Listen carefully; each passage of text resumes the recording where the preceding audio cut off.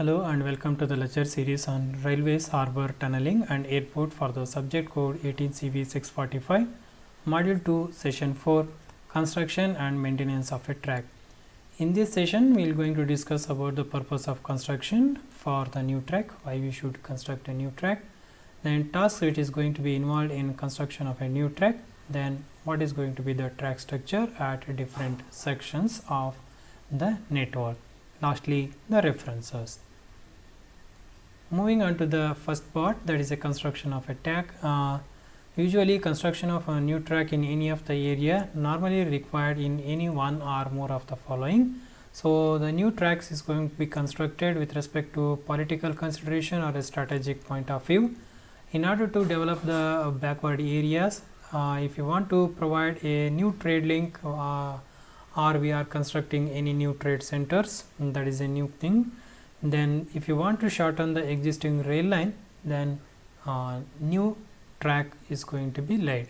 Apart from the above factor, if it is going to be increase the capacity and doubling of a track to cope of the traffic is going to be taken into account, or otherwise if you are using a gauge conversion, so there is also we are going to be come up with new track systems.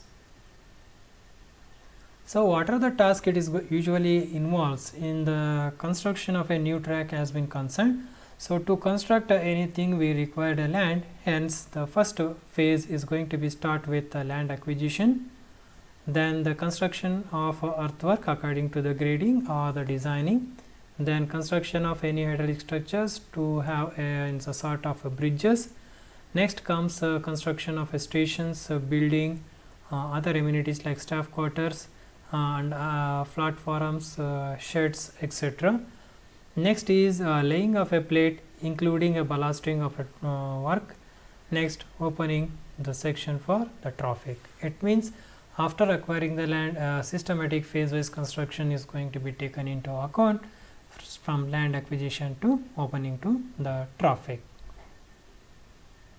Moving on to the first thing, land acquisition. Land acquisition should start well in advance so that any legal and financial formalities is going to be completed in time, so that any possession of a land is going to be acquired for the starting of a construction work or to store any of material which is required for the actual construction. So that's what we require to acquire the land in advance. So after that one, land acquisition is going to be done with the help of state government as per the procedure which is being laid in the Land Acquisition Act. So we need to follow this Land Acquisition Act. Normally the section 4 and 6 so of Land Acquisition Act are going to be applied for the land acquisition. Whenever it is going to be acquired, so it is generally done after certain notifications and paying some requisite compensation to the owners. So that is the usual procedure. If it is going to be in case of an emergency, land can be directly acquired for the urgence of a project by applying the special section of 9 and 17 of the Land Acquisition Act. The land which is to be acquired should be have sufficient width for the formation, berm or borrow pit to be provided in the track system. Hence we should have a sound geometrics over the land acquisitions plans has been concerned. It should always adequate to have some provision for any future expansion. Normally it is going to be a strip of 15 to 25 meter, it is going to be acquired for the construction of a new railway network. Similarly, an extra width of a land it is to be acquired for the station yard or a small station. This width is going to be 150 meter by 100 meter for the construction of station yards. Next is going to be the earthwork and bridges. Depending upon the level of the rail, it is generally provided depending upon the contour of terrain or the area. The formation should be laid in embankment or in a cutting. The formation it is going to be laid on embankment is normally preferred because it is going to be afford a very good drainage. So next is going to be, this is decided because it depends upon the high flood level of the area, and by provisioning is to be provided for the free boarding or free surfacing. so that it is going to be taken into account all these considerations. Next is the bridge. So this is the bridge structures are so designed to bear the load of heaviest locomotive it is passing over the concerned section. It also depends upon the topography and hydraulic parameter and the span to be provided, and the bridge design or the type of material or the construction of a bridge we have been applying it. So that bridge is going to be constructed. The bridge are normally going to be constructed and accommodate for the, say if it is going to be double lane, so it's a section in a single lane is going to be set up for another futuristic expansion it is going to be planned. It means future expansion space is to be provided while we construct a bridge, because we know that it involves a huge capital to construct a bridge. So next is going to be the service building and staff quarters. So service building include the amenity which is required for the smooth running operations, just like a station master office, a telegram office, counters, etc. Apart from the staff quarter, other passenger amenities like waiting hall, foot over bridges, platforms, retiring rooms, etc. It needs to be provided in the station. So apart from that, some ancillary facilities like water, drinking water facility, drainage, telephone, electricity, so etc. it needs to be accommodated in the service building along with the staff quarters. So next is going to be the plate laying or track linking. So once the formation is going to be get ready according to the embankment height 6 meter or greater than 6 meter or a cutting, whatever the fashion, plate laying or track linking should be done. So which consists of a laying of a rail, a sleeper and a fastening. The three types of methods usually we are going to be adopting in plate laying, namely a tram line method, American method and telescope method. First method we are going to be discussing now, it is called as a tram line method. In this method, a temporary line is known to be a tram line. So a temporary line is known as a tram line is laid side by side for the proposed track. So why it is been laid? Because to transport the track material to the site, so this temporary line is being laid, and this method is going to be called as an tram line method. So this method can be adopted or can be useful whenever we are going to be having a flatter gradient or flat terrain, where laying of a tram line on the natural ground may be comparatively easier. So however, it's going to be the used in actual practice. A modification of this method is called as a side method. This is also used in a practice where the track and the bridge material such as a steel girder or RCC slab, it needs to be carried from the construction site in trucks onto the service road, then it has to be laid parallel to the track. So that is how the tram line method is adopted. In this, the materials are going to be next transported near to the site. So this method is usually uses or when we are going to be having a terrain is more comfortably flatter terrain.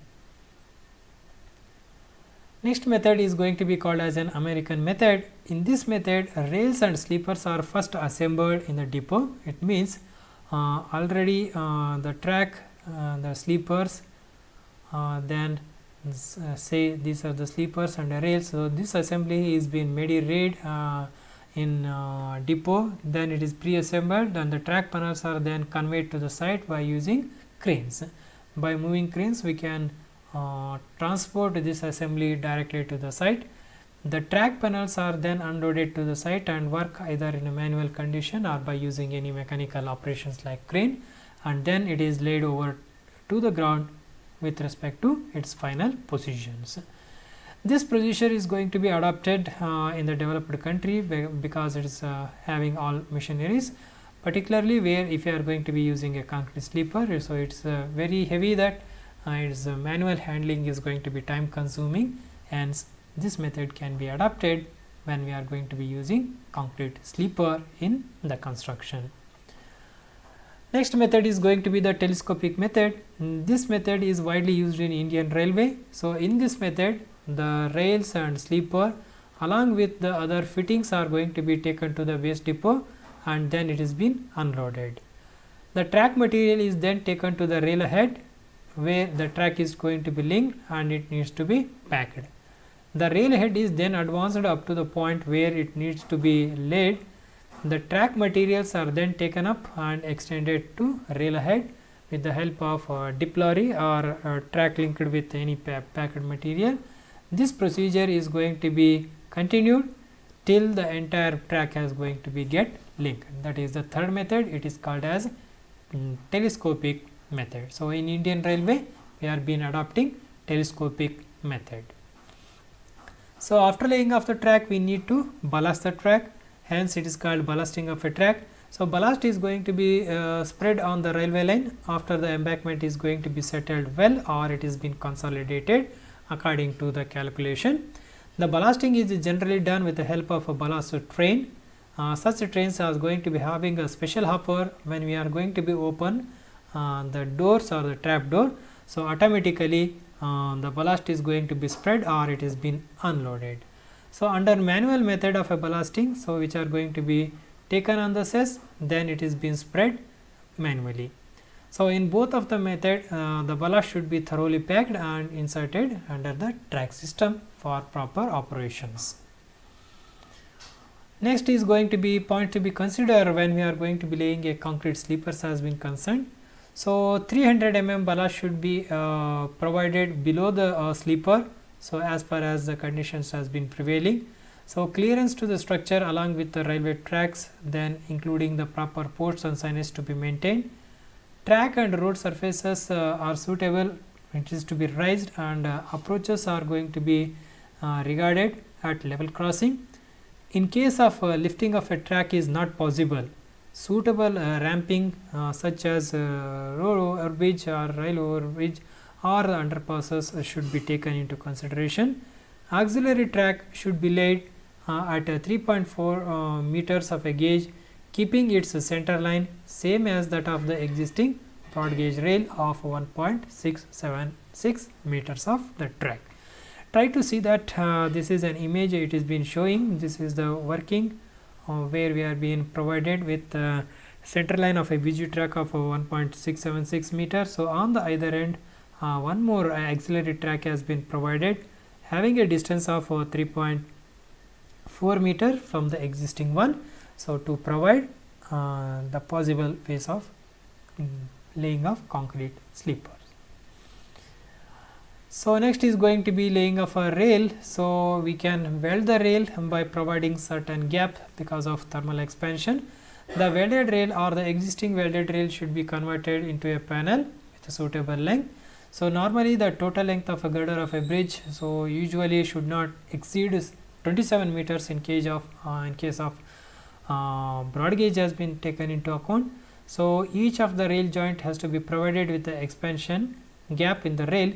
So this expansion gap between the rails depends upon the factors like length of separations to be provided in the rail, maximum annual rail temperature at the time of linking. So these three factors will influence what is the expansion gap to be provided in between the two successive rails. The formula what we are going to be using to calculate this expansion gap is going to be E is equal to L alpha into T. So this is going to be the length, alpha is going to be coefficient of expansion, and T is going to be the temperature at which it is going to be laid. So this E, after using this formula, is going to be calculated theoretically. So that is E is going to be measured in terms of every meter. So actual expansion gap what we have been providing, whatever the numerical value, it has been calibrated by using this formula plus 1 mm.